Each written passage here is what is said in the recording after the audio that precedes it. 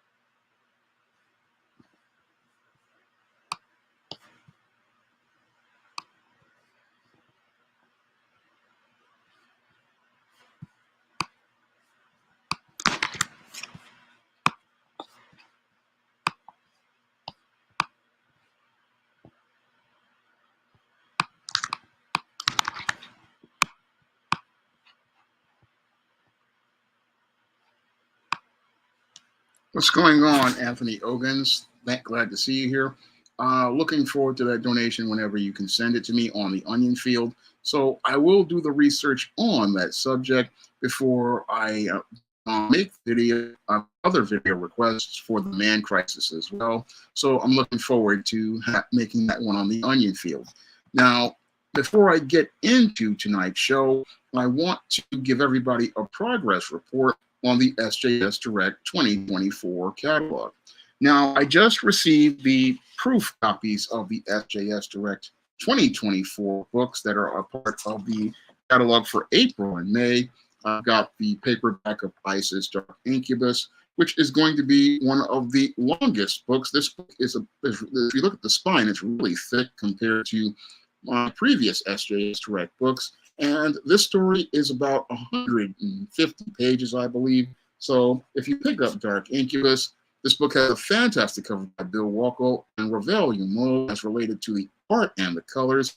And the story is a big one because it starts the third story arc of the Isis series. So this is one you definitely don't want to miss out on. This is a really great story that really deals with Isis's love life. So this book is coming out on April 26th, I believe, and in paperback, and I'm carrying one in your orders for that book right now on Amazon.com and all of the online bookstores and digital, or you can wait until April 26th to get a paperback copy. And in addition to that Isis book, I also have the paperback of Esteem Horror in the Hamptons. And this is a story that basically follows up all of the vampire stories like Isis Night of Vampires, Isis Bride of Dracula, and even ties into Eternal Night. And this story is one that's a lot of fun because we deal with Isis and Esteem's, not John Haynes and Esteem's relationship. And this story basically is a fun one, and you don't want to miss this one. It's coming up on May 24th, and you can put in your pre-order for Esteem Horror in the Hamptons on Amazon right now and all the other online booksellers. And in addition to that, I have the refresh edition of Isis Omori's Revenge. This is the first book in the modern Isis series, and I put a brand new cover on it because I wanted people to pick this one up. A lot of people passed on this one because they just got turned off by the hand-drawn cover that I did, and I decided to put a brand new cover on this book. And Nick Capone's colors really pop, and Bill Walko's art really pops on this cover. And this book has been refreshed in the interior. So this is basically like a brand new book. And you can get this one right now in paperback, and it's coming to digital formats soon. So these are the books that I got as the proofs, and I wouldn't have been able to do this without your support. So I thank everybody for their support of me on the SJS Direct imprint, because if it wasn't for your donations, I wouldn't have been able to put the covers on these 2024 books and books like John Haynes' Illuminati.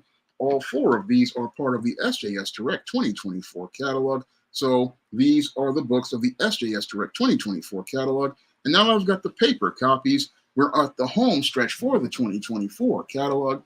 And right now I'm working on 2025 books like Esteemed Season of the Witch Girl and the Spinsterella Goth Girl Summer. I just finished the first act of that book. And I'm still, again, trying to finish up the 2025 catalog. That's how it goes on here at SJS Direct. It's sort of like a machine. And I work with freelance artists and other people on these projects. So it's constantly working as I'm making videos. So I wouldn't be able to do this without your support. And with that all said and done, I decided to do something different for tonight's topic. Instead of talking about relationships or talking about the Black community, I decided to talk about something that I'm a big fan of, and that's pro wrestling. And hey, Keating Rourke, glad to see you here. I'm talking about pro wrestling because I'm really concerned about the state of AEW, or All Elite Wrestling, because AEW, from the way I'm looking at it, is a company on a state of decline. And it's basically in a state of decline because the owner of AEW is in a major state of denial. Now, when it comes to AEW, AEW was supposed to represent direct competition to the WWE. And the AEW was started by wrestlers who thought that they were not going to be able to actualize their potential in the WWE and the indies and get the exposure that they wanted or get the respect that they received as related to getting titles. And with the backing of financier Tony Kahn, they started AEW with the All In pay-per-view with Cody Rhodes and his brother Dustin Rhodes, the Young Bucks, Hangman Adam Page, and many other independent guys in the indie wrestling scene who wanted to go out and be able to actualize their potential with the help of Tony Khan's financing. And AEW started out on a very strong note back in 2019. And I have been watching AEW since 2019. And the product, while it had some minor issues in the beginning, looked like it was going to be a strong competitive product. Unfortunately, over the last, I'd say, 2 years, there have been some serious growing pains. And sadly, the growing pains are turning into a tumor that is basically infecting AEW with cancer that has got the company on a road where it's not really rising. No, the company really is in a major state of decline. But sadly, Tony Khan really can't see the big picture as related to the damage that has been done to the AEW brand.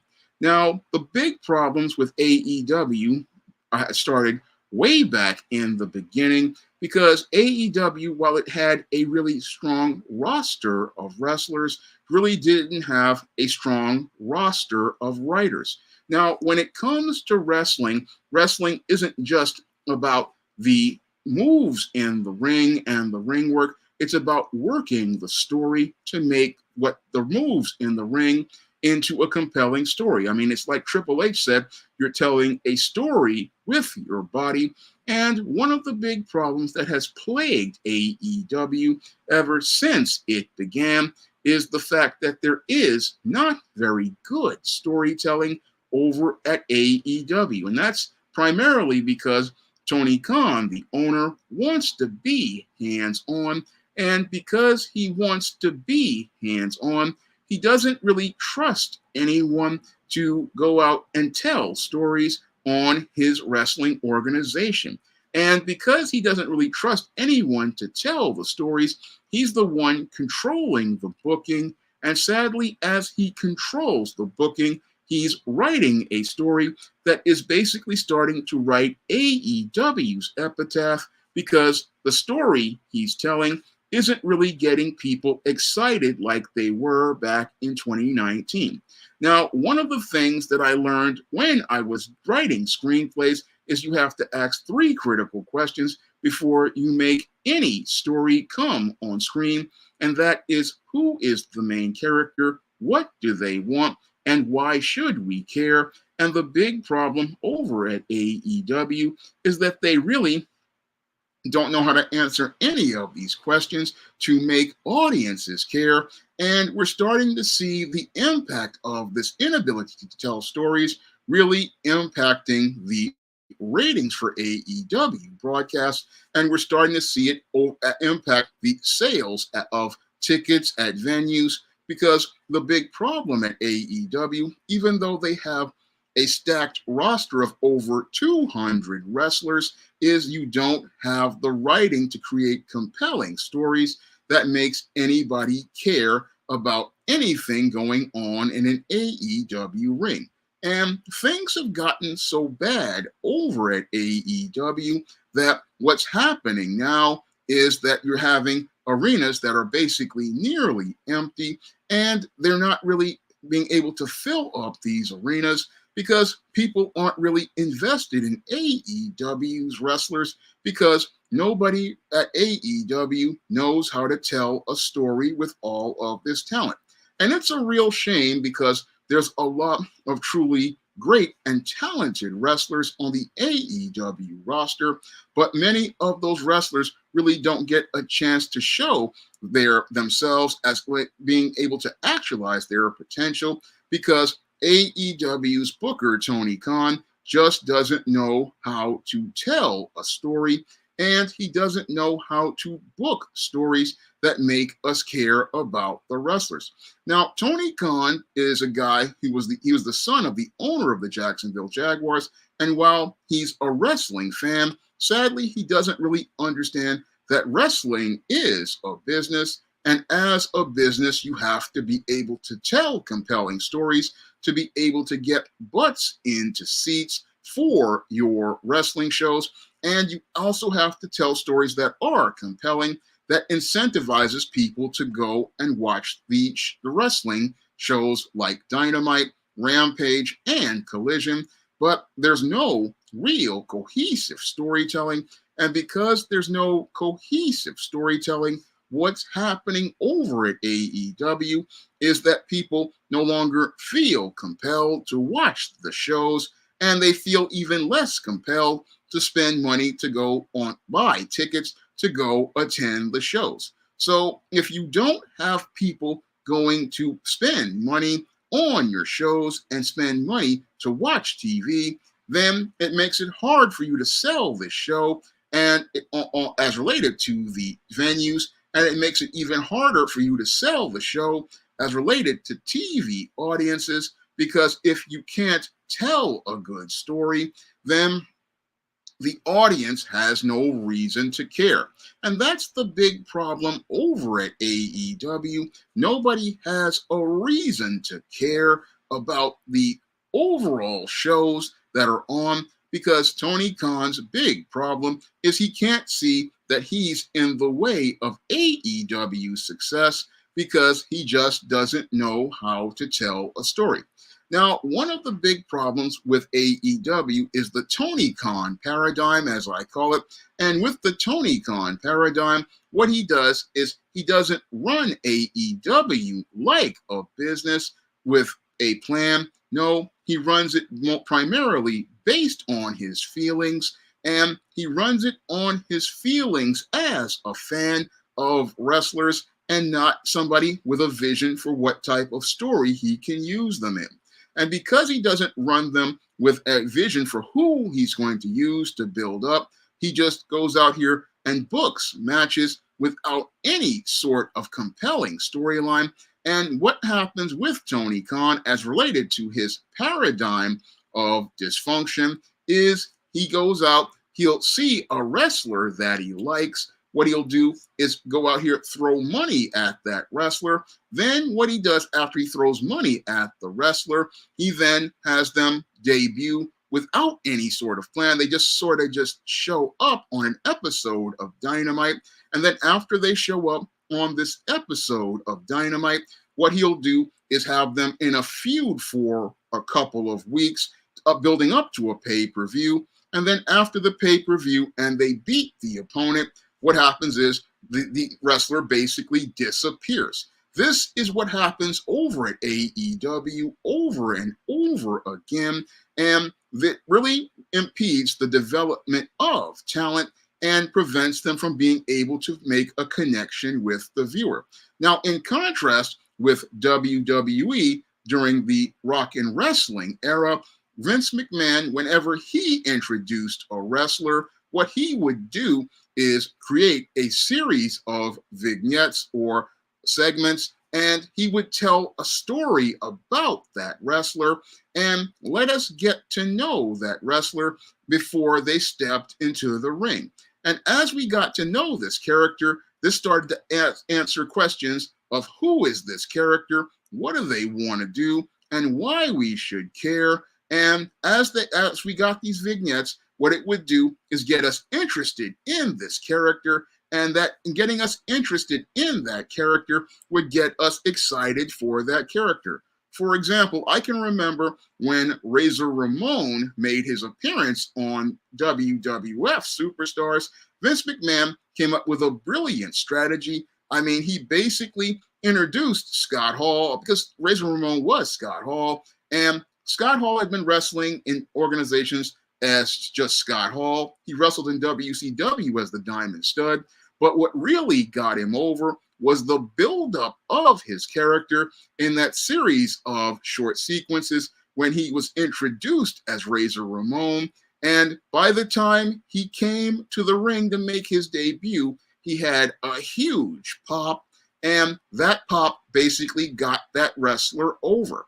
And that was all due to Vince McMahon taking the time to build up that character, let us get to know them, and give us something to care about. And as we got to know him and he started to knock off jobbers, then he was slowly introduced into a feud. And that's how Vince would build a guy up. And I also saw this with Hacksaw Jim Duggan. I remember the sequences with Hacksaw Jim Duggan where he had the 2x4 inside of the pickup truck and he was shown as just being a tough guy, again giving us a character with some meat on the bones. But with AEW we don't get any of that meat, and because Tony Khan doesn't want to create characters, but characters are essential to any wrestling show. If you don't have characters, you have nothing to compel the viewer to watch or the viewer to care. And that's the big problem over at AEW. I mean, you just cannot go out here and bring in stars and just have them show up. No, that's not going to sell talent. No, you need to introduce the talent as a character and let us get to know the character and build the character up and give that character some development. But Tony Khan doesn't really understand this because he thinks he knows some of these wrestlers. He thinks that because he knows them, we should know them, but that's not how it works in storytelling. Now, as a writer with over 25 years of experience, I understand that when I write a story like one of these, like Isis Dark Incubus, I just cannot come in and believe that you would know everything about these characters. No, I understand that for every story that I create, every story is an entry point for the reader, and I have to take the time to introduce the characters and let you get to know them. I understand this because if I want to sell books, I have to let you get to know people. But Tony Khan, because he thinks he knows these wrestlers as a fan, he knows them, so we should know them. But in many of the cases of the wrestlers he wants to introduce, many of us don't know who these people are, and we don't know who they are because no one has introduced us to them. I mean, yes, some of these guys in New Japan Pro Wrestling are big deals in Japan, but the American audience hasn't seen any of these people. And with the American audience hasn't seen any of these people, they don't know anything about those people. Moreover, when it comes to the American audience, we haven't gotten a proper introduction as related to those sequences and vignettes that let us know who this is.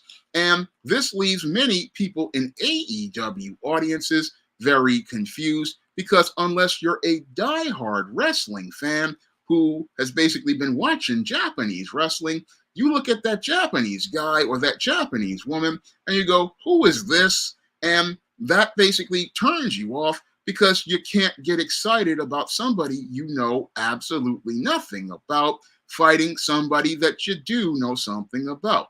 And that's the other issue of Tony Khan's booking. He'll book these matches, and they're so-called dream matches to him. He'll go find some Japanese wrestler who's a big deal in Japan and say, oh, he's wrestling Bryan Danielson, or he's wrestling somebody else. And we'll be sitting there scratching our heads in the audience in America, wondering who these dudes are. Now, he'll be all hyped up and emotional, having the announce team tell us how great this person is, but we've never seen this person. We've never had any sort of introduction to them. Moreover, we haven't had any sort of buildup of this guy to see if he's a legitimate or a credible threat. So instead of us being introduced to this person as a face or a heel, we have no understanding of why we should care about this. I mean, yes, that's a dream match for the wrestling fanboys who know pro wrestling, but for all of us everyday people in the audience, we look at this and go, who are these guys fighting Bryan Danielson? I mean, it's just not anything that we're interested in. And that's the big problem over at AEW, in addition to the black hole where people disappear for months on end after making an appearance.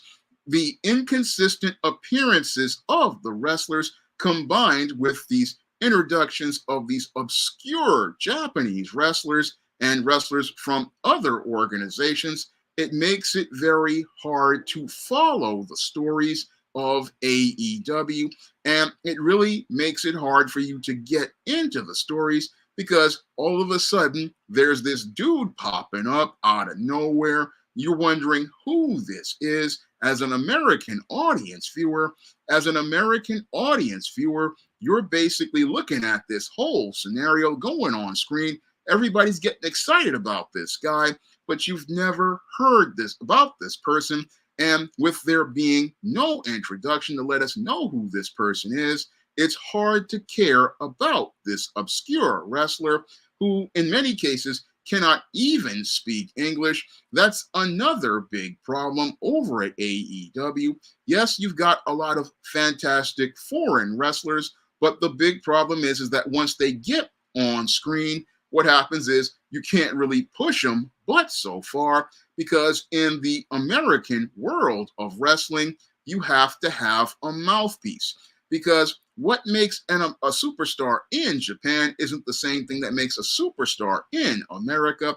And what makes a superstar in America is a wrestler's ability to work the stick and work the crowd.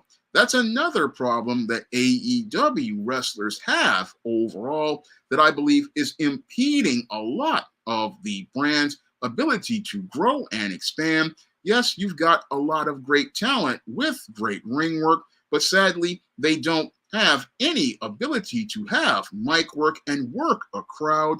And they have a big problem with many of these wrestlers not developing characters that can draw us in. Because again, wrestling is all about storytelling, and with it being all about storytelling. You have to be able to create a character that can make us care. And that's a big problem over at AEW. It's a major problem because you don't make anybody care by going out and presenting us with people we don't know anything about, telling us that they're great. No, it doesn't really show us how they're great. What shows us how they're great is their character and getting a proper introduction. We need a proper introduction and we need to see this character evolve. And that's what really sells people on watching more of this guy's matches or this girl's matches. And that's a problem that Tony Khan refuses to acknowledge. And instead of acknowledging the problems with the product, what he does is try to deny the problems and then say, oh, we're having a new era because he's found some new wrestlers to sign. And he's basically coming across like a toy collector who bought some brand new action figures. And now that he's brought the brand new action figures, he's looking to play with those figures. Meanwhile, all of the other talent that he has on the roster is basically rotting on the roster. And it's rotting on the roster because when it comes to Tony Khan, he doesn't really think critically about who he's hiring to be all elite. No, the term all elite has basically become worthless because he's basically gone out here and recruited people who are not really meeting the standard of all elite. They're just here because he wants to get into an imaginary conflict with Triple H and WWE, and he wants to think he can go out here and rent all of these wrestlers to work for him, but the way he's working with them isn't beneficial to the talent because the talent isn't being utilized in a way that helps them actualize their potential.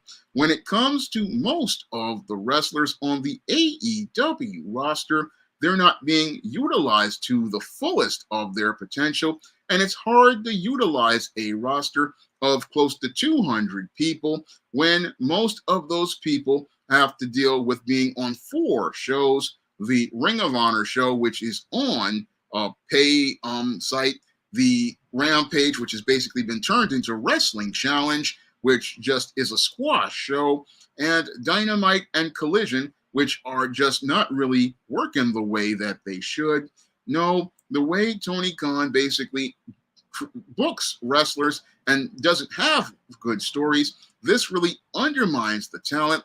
And the sad part is that while many of the talent on the roster are paid very nicely, what's happening is that the talent is basically wasting their time and their best years with an organization that is not allowing the talent to be able to grow and actualize their potential.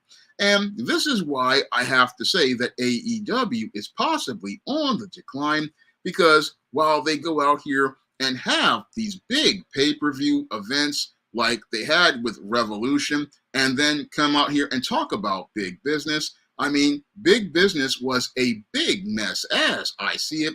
And it was a big mess because while he had the announcement about big business being about the debut of Mercedes Moné, formerly known as Sasha Banks, what happened was the way he presented her really didn't put her in a flattering light because, yes, you introduced her, but the whole thing is you didn't introduce her in a good way because you could have just built her up and had some sequences, and you could have built some sequences to just show how she's Mercedes Moné, not just have her come out in a ring and then basically devalue your world championship by having it go on as the first match.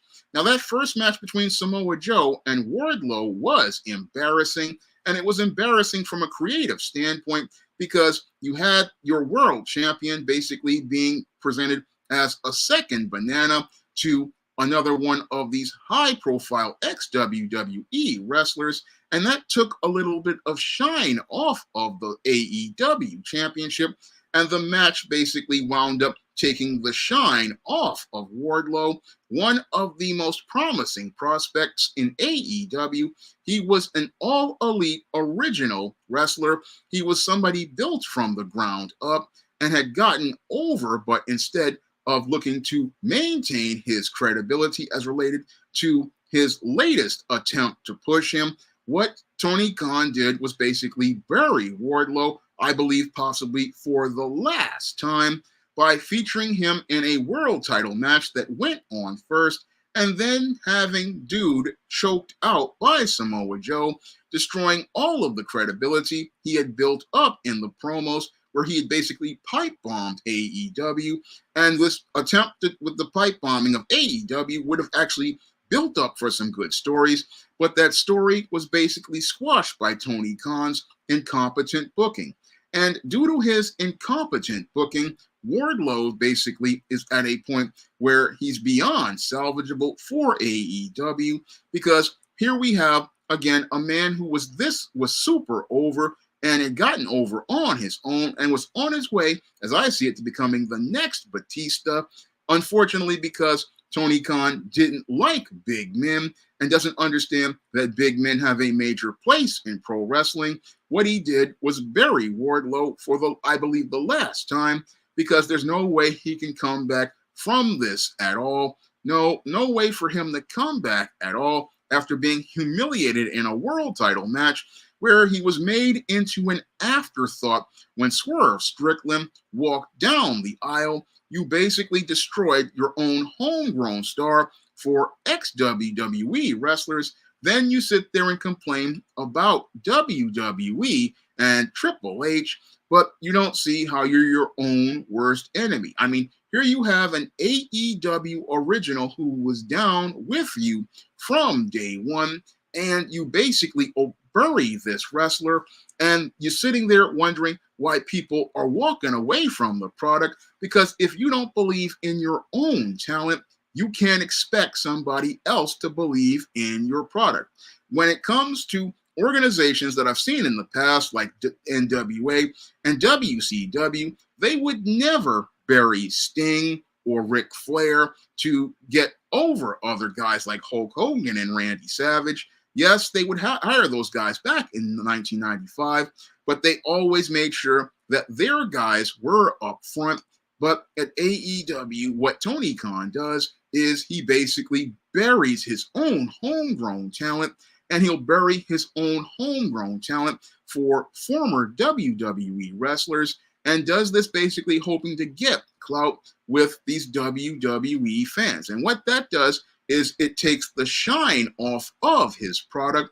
It takes the shine way off the product, because if you don't see value in your own talent, then how can somebody else see value in your own talent?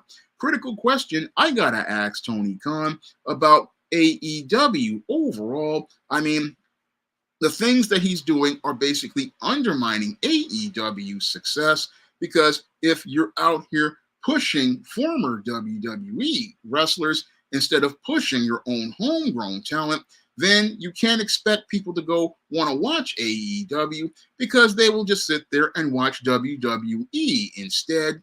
That's what Tony Khan doesn't understand. He thinks that, he can go out here and book whoever he wants. But the thing is that that's not really working out very well. And as he's out here thinking about, after the retirement of Sting, it's a new era, all I see is the same dysfunction. And because all I see is the same dysfunction, I see All Elite Wrestling really starting to lose its grip as related to its audience, lose its traction as related to its audience, because Tony Khan really doesn't understand how the wrestling business works. And instead of him swallowing his pride, what he does is continue to go on and continues to try to book these wrestling shows. And the way he books them really makes them awkward and uneven, because we don't get any sort of synergy as related to the storytelling.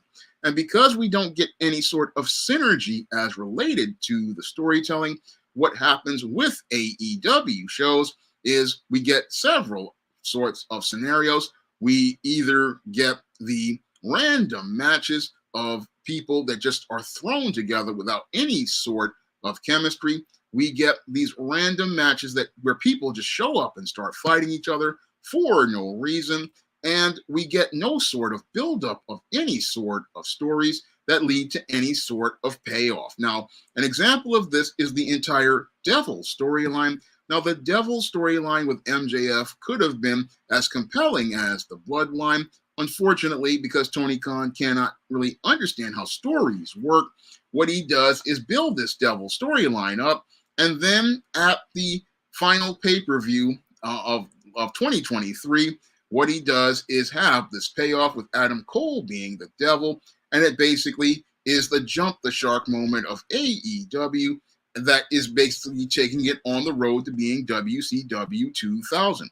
And this whole angle is one of the worst angles I have seen over the AEW decline. And as things continue to decline, we get more and more focus without any sort of story and no sort of focus as related to direction, as related to the writing. And again, because there's no focus on the writing and no focus on the story, what we get are these just matches thrown together. And when the matches don't get thrown together, what we get are these tournaments. And these tournaments really are ridiculous because you know that whenever something happens, they got to have a tournament. And that's not how you build stories. No, if you want to build stories, you have to develop characters. You have to develop feuds. And what happens with AEW is that just stuff just kind of ends abruptly. That's another issue I have with AEW. Two guys will be feuding, and then all of a sudden, it'll just stop out of nowhere without any explanation. And that can make a show very frustrating to watch because, hey, you were watching these two guys feud, and then all of a sudden, they just stop all of a sudden. I mean, it's very irritating to sit there and watch two guys have a feud, and then it just ends abruptly. And it's just, I don't see, sadly, a lot of talent being utilized properly. I mean, I see a lot of talent going bust, like Wardlow went bust. I'd have to say Keith Lee really went bust because in WWE, Keith Lee was on his way to becoming a serious main eventer. But over at AEW, while Keith Lee has had some health issues, he has really gone into a major state of decline. And he's nowhere near the superstar he was when Triple H was building him up. And I can look at other wrestlers who have just gone into just a major state of decline. I mean, I can look at Sammy Guevara, who, again, when AEW first started, he was a major player who was considered one of the four pillars of AEW. But Sammy has gone from being one of the four pillars to basically starting to crumble into dust due to the uneven booking. I mean, ever since he lost the TNT title, he has basically just fallen completely off. Same thing with Jungle Boy Jack Perry, who basically fell completely off. And what's really sad here is that you've got a lot of this young talent. And one of the things that AEW said it was going to do, it said it was going to be a place where young talent could get developed and could get support. But I'm looking at guys like Jack Perry and Sammy Guevara, and I see them falling through the cracks. And that's not supposed to happen in an organization. That's supposed to be a place where people are supposed to be getting mentored. People are supposed to be getting counseling. I mean, Jeff Hardy shouldn't have fallen off the wagon in such a supportive environment. And Jeff Hardy, it's just embarrassing to watch because watching him and his brother Matt, now it's like watching them hoping that they don't fall apart like breakaway toys. And all of this is happening under Tony Khan's watch, where he really doesn't look out for his talent and he really doesn't look out for their safety. And one of the things that I really have a beef with Tony Khan about is all of the stunts that he puts on as related to spots. I mean, he's not really teaching good ring psychology. He's focusing on spots in order to shock people. And he focuses on shocks because he's got to overcompensate for the lack of character and lack of story. And that's really, as I see it, putting a lot of wrestlers' health at risk.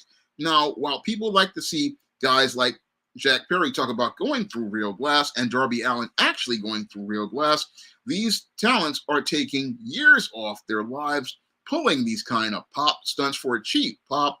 And they'll basically be feeling this when they get older. And I wonder if Tony Khan is going to be there when that talent winds up getting a severe injury, or if there's a great tragedy like what happened to Owen Hart over at WWE. I mean, when I look at what's happening over at AEW, I mean, he's not really looking out for the safety of his talent, having him pull these crazy, outlandish stunts. I mean, you have your talent pulling these dangerous stunts, and it's a major problem because the stunts, again, yes, they shock the few people in the audience, but they really are not part of telling a good story, because stories have to be built over time. They have to be developed over time.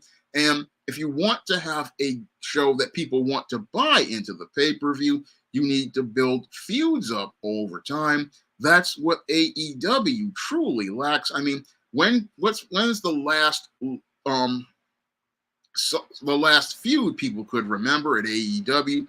Critical question I gotta ask, because while Tony Khan goes out here and brags about hiring guys like Will Ospreay and Okada, he basically is just paying those guys to just sit down and do nothing.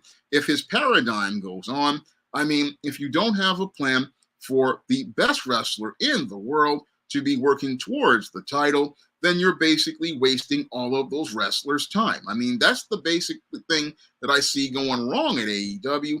Yes, he spent millions going out here and getting Okada and Will Ospreay, and says that he's basically throwing a finger up at the WWE. But Triple H is playing chess while he's playing Candyland. And while he's going out here gloating about paying for all of this talent to be a part of his new era, all I see is the same old dysfunctional paradigm.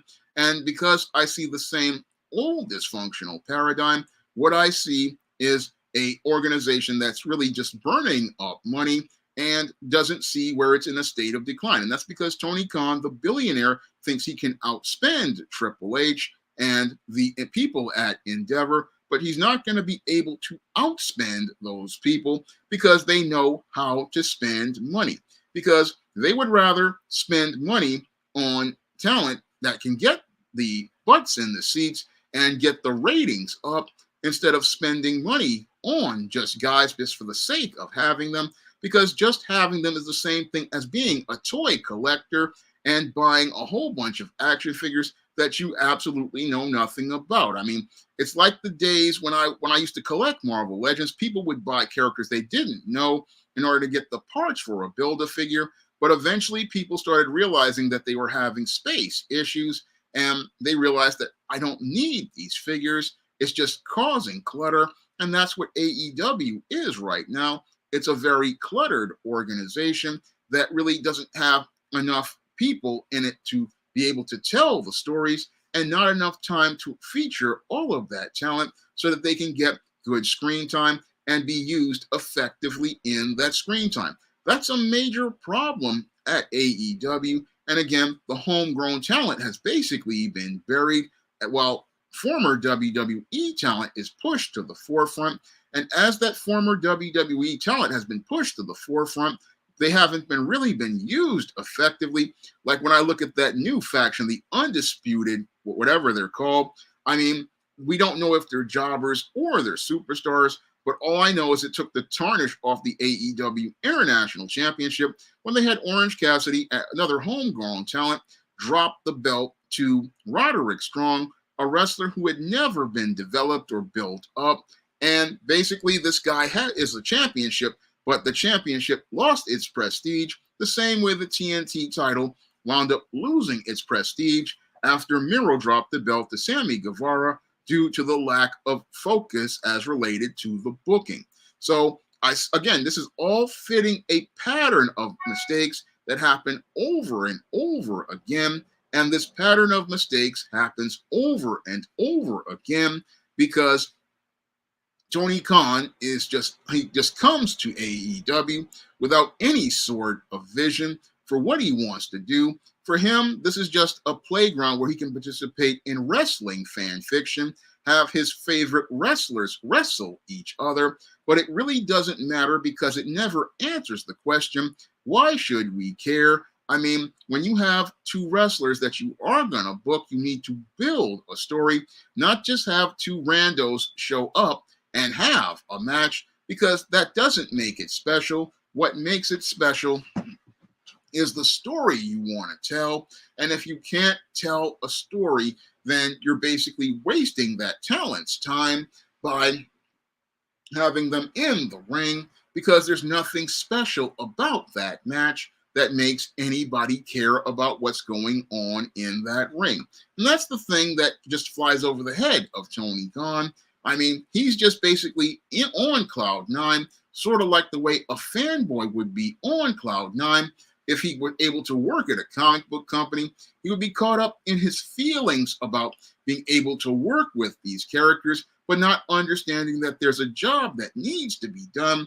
And your job as a owner of a wrestling organization is to not only make sure that your talent is paid and taken care of and their travel arrangements are taken care of, it is also to make sure that you give them stories that allow them to be able to showcase their talents, because having a great match without a great story just means you're making a group of forgettable matches that most wrestlers will not even care about, and most wrestling fans will not care to remember. I mean, when I think of AEW, yes, you get some shocking incidents like with Darby Allin falling through the real glass at Sting's last match, but that's not really going to be the same as Mankind in the Hell in a Cell with The Undertaker when he got thrown off the top of the cage. Because what made that Mankind moment iconic was the fact that there was months of buildup in a blood feud that basically culminated in a climax. And this was the exclamation point of that climax of that story. Because when it comes to these kinds of matches with these kind of extreme feuds, you need to build it up to an exclamation point. And AEW doesn't really do that well. And that was shown to me with the House of Black versus Daniel Garcia and the FTR. I mean, they built things up into a cage match, but the cage match was just booked so awkward and clumsy that we really didn't see the winner of that match. And we didn't see the exclamation point that showed us that there's a reason why this feud built to this level and why this feud ended in such a way. Again, sloppy storytelling basically undermined a group of great talent, and great talent that's basically just sitting and rotting on the vine. And that's the whole problem at AEW. Talent just basically rots on the vine, waiting to be picked and used in some great recipe. But instead of being used in a recipe, it's basically sitting there growing mold. And it's growing mold because you have an owner who basically collects wrestlers the way I used to collect action figures, and doesn't really let any sort of talent go or let any talent sort of grow. And you have to be able to have a plan for what you want to do with talent.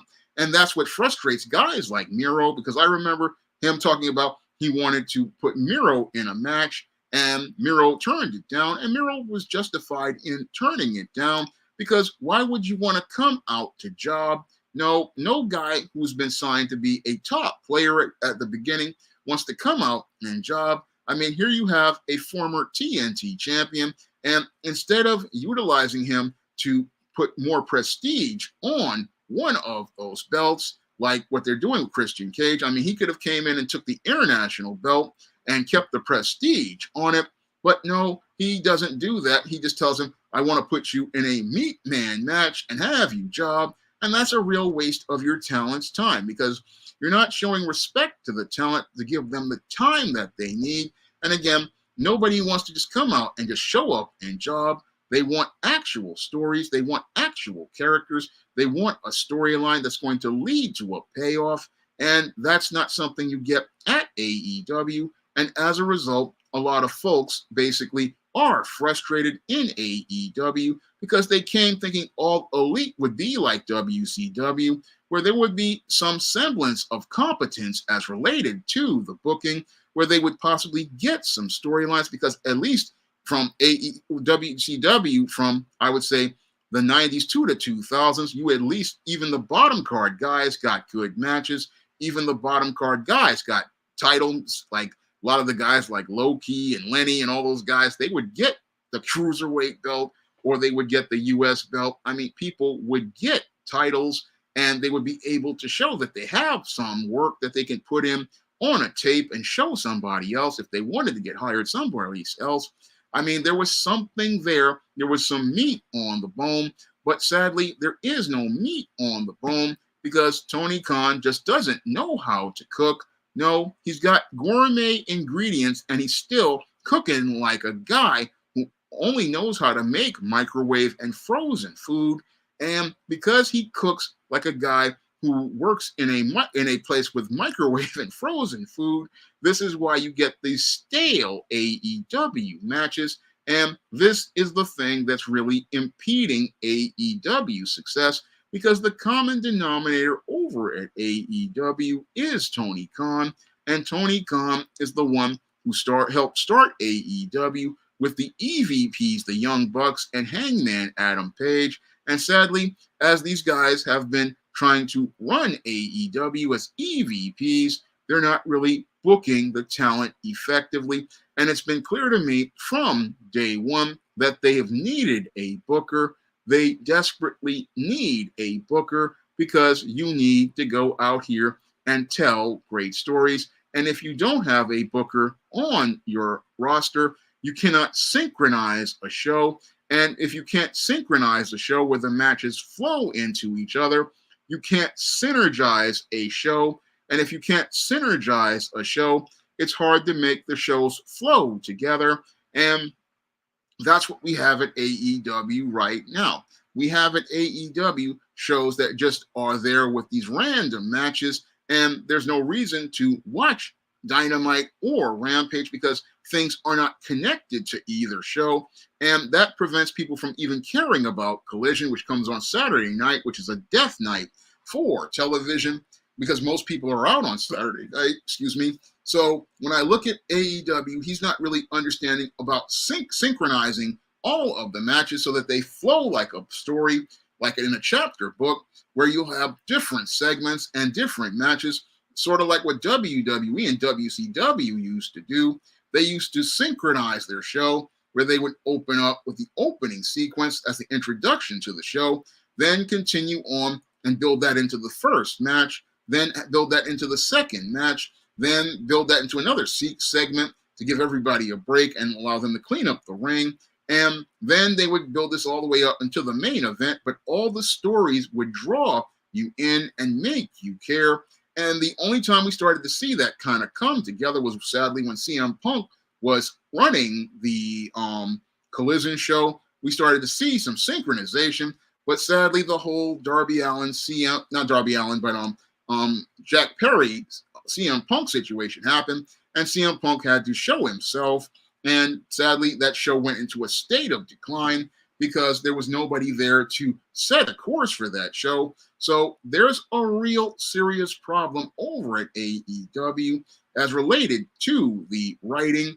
And the writing is on the wall. If they don't get it together, they may not be around much longer because audiences, their sad part is that what happens is they see the writing not there, they wind up leaving because nobody wants to sit there and watch random matches where they can telegraph who's going to win. That's another problem with AEW is that they telegraph a lot of the matches when you have these guys booked as related to Tony Khan's taste and not really focused on organic storytelling.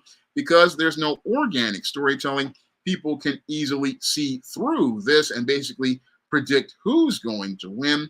So when I look at AEW, I mean, it was a great organization in 2019. It was a great organization in 2020 during the pandemic and helped out a lot of talent that was struggling. And in 2021, they basically peaked, had their best year.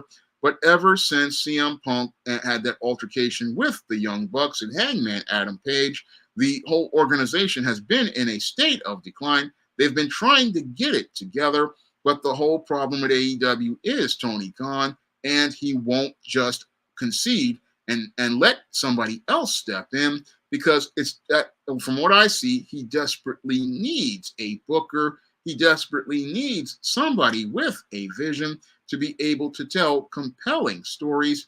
He needs somebody with a vision who can go out and tell a great story and build up characters and develop characters.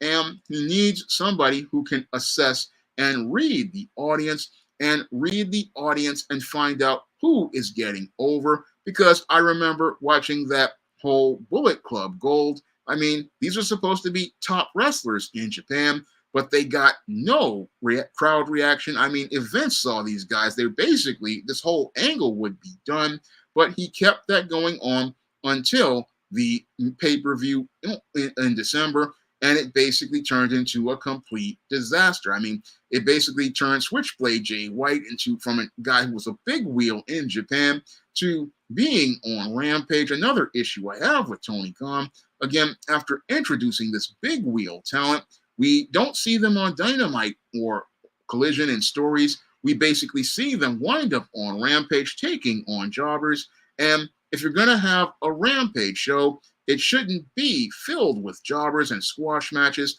All of these shows need to be must-see TV, where if you miss something, you wish you could go back and find it on YouTube or someplace else.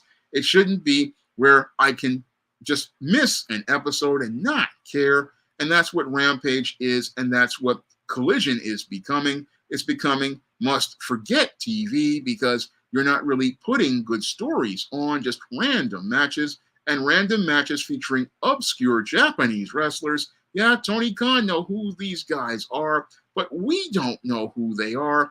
And when, again, as a writer, I understand that when you have a story, you just cannot go put a character in the story without giving them a proper introduction. When you're writing stories, you have to always introduce your characters and let us get to know them, because if we don't know who this is, we have no reason to care, and we have more reason to turn the TV off. And that's what Tony Khan doesn't understand, because he's so caught up in his fantasy about being around his dream wrestlers that he's not understanding the reality of the business. And because he doesn't understand the reality of the business, what he's doing is basically becoming his own worst enemy and getting in the way of the success of AEW, because you've got all the elements there except the booker, and you don't have the booker because Tony Khan wants to remain in the booking seat, going out here participating in what I would say billion-dollar fantasy football or fantasy wrestling, and creating fantasies for himself without ever caring about the audience. And that's why the audience is tuning out and not watching the shows. That's why you have shows like Rampage barely doing 300,000 viewers, and Collision barely doing 500,000 viewers, and even Dynamite barely doing 800,000 viewers, even after signing top talent like Will Ospreay and Okada and Mercedes Moné. You're not getting the return on the investment. And Warner Brothers Discovery is going to look at this show and say, look, this show is not really pulling in the numbers. And that's where Tony Khan is going to realize that his fantasy is going to hit a harsh reality. And it's going to hit a harsh reality because he's so caught up in his fantasy of having his dream matches, he can't see the real operations of the business, because TV networks like Warner Brothers Discovery, like TBS and TNT, they are in the business of trying to get ad dollars. And if your show ain't pulling the ad dollars, they want to pull your show off the air and put something else on there. That's just sadly how the business is as related to television. And you could say, oh, you could go to streaming, but the audience would be small in proportion to the cost that you have of a 200-man roster. And you have to really start thinking critically about how you want to use people, because this is why people get upset about Vince McMahon future endeavoring people, but he future endeavors people for a reason, and Triple H future endeavors people for a reason. Sometimes it's because the crowd, you're not getting over with people as related to the reactions. Sometimes you're not really pulling in the merchandise sales. Sometimes they just don't have a story for you, but they trim the roster so that they can have time to develop the few talents they have on the air. And that's why people want to make sure that their work is the best, because you want to be able to get on television and get your opportunity to be seen and make the most of your time. That's what Tony Khan doesn't understand. And he doesn't understand this because, again, he sees it from the perspective of a fan and not a business person. Because when you're in business, you have to really think about who you're selling to and what customers you're selling to. I mean, that's something I have to do every day as running SJS Direct. I have to really, I like telling stories with certain characters, but if those characters aren't selling, then I've got to walk away from that character. And it's a very painful thing to do. And it's even more painful when you've got real people who have real bills. But you have to do it in order to make sure that you can have a profitable organization.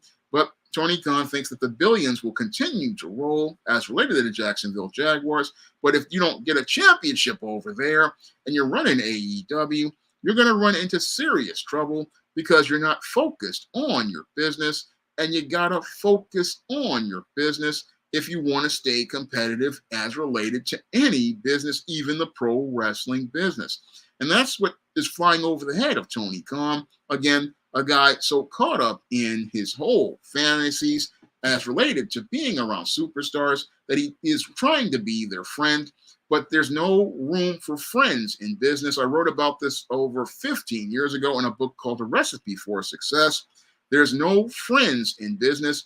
And when you're running a business, you have to be the leader and the authority figure who is the final word as related to that organization. You have to be the final word as related to things. And you have to understand that when you make business decisions, you have to think about how it's going to impact your business. But Tony Khan doesn't understand this at all. And that's why I say he's basically taken AEW, an organization that was doing fairly well when Cody Rhodes was around, to an organization that's on the state of decline.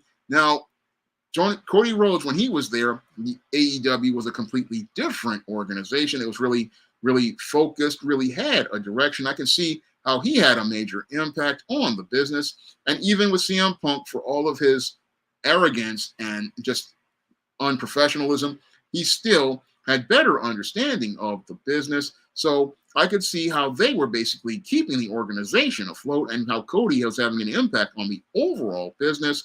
But when Cody left, the entire organization basically started to fall apart because Tony Khan thought he could take the reins. But what's happening at AEW is instead of him running AEW, AEW is running him. And like Gordon Ramsay said many years ago on Hell's Kitchen, you have to run the kitchen or the kitchen runs you. Because if the kitchen runs you, that means you're basically getting overwhelmed. And that's what's happening with Tony Khan over at AEW. He's getting overwhelmed and the organization is running him, but the people basically are looking for leadership. And sadly, they didn't see it at that All Out 2022 media scrum when CM Punk basically disrespected him straight to his face. And just recently, Sasha Banks, or Mercedes Moné, disrespected him straight to his face. I mean, she signed his contract and then said she wants to go back to WWE. And that's a disrespect because she basically is saying that she basically is seeing this as filler time for herself. So this whole situation at AEW, this organization is not in a good place. And again, it's in a bad place because Tony Khan is the one impeding AEW's success. He really needs to just go out here and be a silent partner. Let a CEO run that organization as the head booker. Bring a legitimate booker in who can regulate the talent and get rid of the EVPs because you need somebody who is accountable to you, because the EVPs, if they're being booked in matches, are going to book themselves very well, and they're going to take time away from growing talents and take away revenue from AEW, because that's why there are empty seats in these venues, because these talents are not getting the time that they need on screen. And if people can't get to see their favorites consistently, they have no incentive to go buy tickets for a show.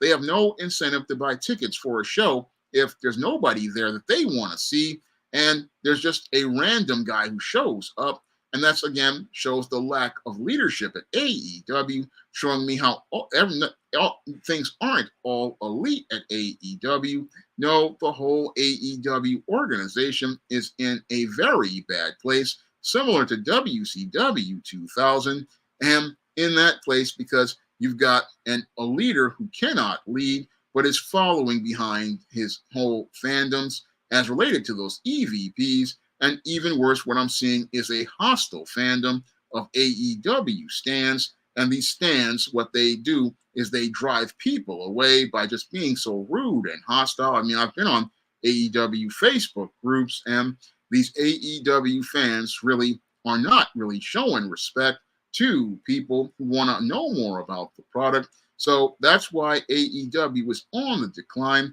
because you have Tony Khan, who isn't running the show. Instead, he wants the EVPs to be the ones who run everything, and he hides behind other people. And that's beta male behavior, because when you put a beta male in a leadership position, they never want to take pride in their work. They never want to take accountability for their work. They never want to take ownership of their work. And they don't want to take constructive criticism to improve their work. No, what Tony Khan does is he goes on Twitter and goes on emotional rants. And as he goes on these emotional rants, what he does is basically show everybody that he has thin skin and can't take constructive criticism. People are telling him that the problems with his product for at least a good 2 years now, telling him that the problems are with the storytelling, and no amount of superstars you throw at the product is going to cover for the storytelling, because if there aren't compelling and consistent stories on every week, then there's no reason to care about AEW, because if I can miss 2 or 3 episodes and come right back, that's a bad thing for any television series. People should be where they're saying, oh, I gotta see that episode coming up. I can't wait for that episode. Not be like, okay, I can miss this and then come back 2 or 3 months later. That's a bad sign. You really want to make sure that people want to come back and have to come back. That's what compelling storytelling is all about. And sadly, AEW doesn't have compelling storytelling because Tony Khan is impeding AEW success, getting in his feelings about WWE. But the whole thing is WWE. You can have criticisms of WWE. I don't really like the way they've kept this bloodline storyline going too long, but at least there is a story, and that story is drawing people in. But with AEW, you had a world champion basically put in the background, and the main event made to revolve around Mercedes Moné, and the entire match was it was something that just fell apart, all because the booking isn't there. You've got the talent, you've got the workers, but they need characters and stories, and they need characters and stories to make us care. And there are glimpses of this with Toni Storm, who is given the best character she's had in the years she's been there. And you need more stories in order to make this show work. But those stories aren't there because Tony Khan just doesn't know how to tell stories. And he just doesn't know how to tell a story that makes us care. I don't really believe that one, Full Boss, that CM Punk was sent to infiltrate.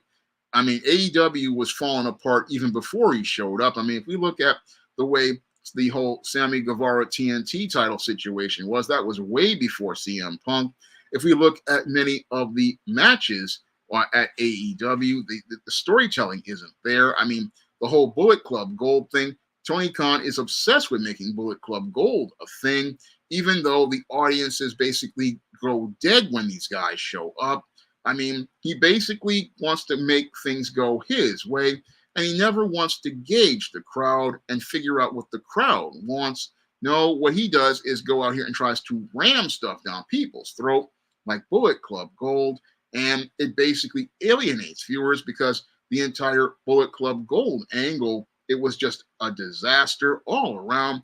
I mean, I remember watching episodes where nobody was reacting. Same thing with the Undisputed. I mean, nobody reacts, but he keeps it up there and keeps it going instead of cutting it the way Vince or Triple H would do. They would basically have a match on a show, end it, and move on. because he sees that the crowd is dead. Because if you see a dead crowd, you basically know that something isn't over. But Tony Khan wants Bullet Club to be a thing. He wants Undisputed to be a thing, but he can't gauge the audience. And when I look at the whole thing of AEW, I mean, I'm just saddened because here was an organization with great potential, but that great potential was undermined by a beta male who just doesn't understand how the world works for men. Now, I'm going to get ready to wrap up tonight's stream. One full bus, I'm glad that you picked up John Haynes' Illuminati. I hope you enjoy it. But before I go, I want everybody to know that, again, the SJS Direct 2024 books are coming soon, and John Haynes' Illuminati will be coming out next week. So next week, John Haynes' Illuminati comes out on Kindle and paperback, and you can pre-order your copy of John Haynes' Illuminati on March 22nd, and it'll be available for your device on March 22nd. So that book is on its way out. And I also have Esteem Horror in the Hamptons, which is a fun horror story. And I also have Isis Dark Incubus, which I'm going to get back to editing once I finish up with this stream. So, and you can also pick up right now Isis Amari's Revenge. All 4 of these books are on Amazon.com in paperback and Kindle. Well, Amari's Revenge is coming to Kindle format. And all of these books will be available at all online booksellers soon everywhere. So with that all said, if you guys want to continue to help support the channel, you can drop a donation to the Cash App by clicking the links in the description box, or you can drop a donation to the PayPal, and it's greatly appreciated because it helps me stay on the air. I want to thank everybody for coming out to tonight's stream, and I hope you'll be here for next week's stream. Everybody have a good evening, and everybody have a good night.